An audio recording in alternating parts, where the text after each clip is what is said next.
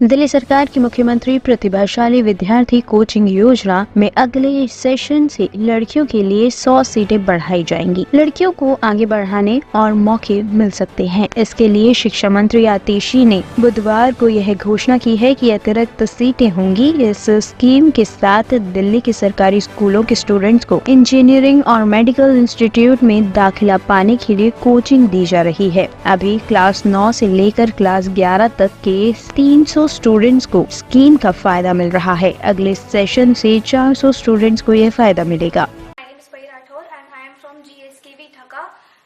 Currently I am studying in 11th class and now I am preparing for NEET UG examination. मेरा selection 2022 में CMS TCCS scheme के through हुआ था और ये स्कीम मेरे लिए बहुत ज़्यादा बेनिफिशियल साबित हुई क्योंकि इससे मेरे एकेडमिक्स में बहुत जल्दी बहुत ज़्यादा इम्प्रूवमेंट हुआ।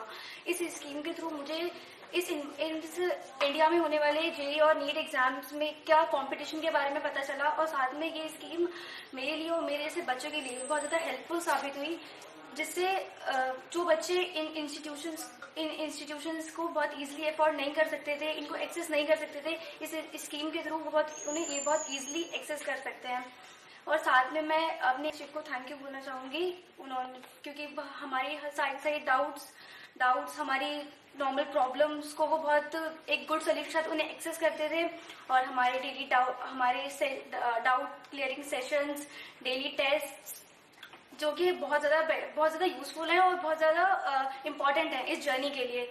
और सबसे ज़्यादा thank you to chief minister sir, जिन्होंने एक मिडिल क्लास बच्चे के सर पर जो एक बहुत ज़्यादा प्रेशर होता है उसकी फाइनेंशियल कंडीशन को लेकर कि उसे लगता है कि वो मिडिल क्लास फैमिली से है, कोई बहुत ज़्यादा हाई फीस वाला इंस्टीट्यूट वो अफोर्ड नहीं कर पाएगा, तो वो बर्डन सर की मदद से बच्चों पे कम हो गया और इस प्रेशर के कम होने से वो उतना ही अपने एकेडमिक्स में अपने स्कोर में इम्प्रूव कर पाए। My name is Mohammad Imam and I am the student of ASOSC Rajniwas Marg और I am a NEET aspirant और 10th क्लास में स्टूडेंट हूँ।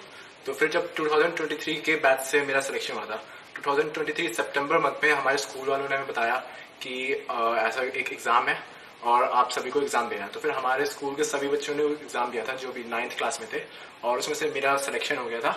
और फिर हम बहुत सारे जितने भी हम इंस्टीट्यूट्स थे हमारे पास उन सबकी प्रेजेंटेशन हुई और फिर मुझे कोई ऐसा रिग्रेट फील नहीं हुआ अभी तक कि मैंने क्यों ये ऐसे कोई स्कीम में इनरोल हुआ।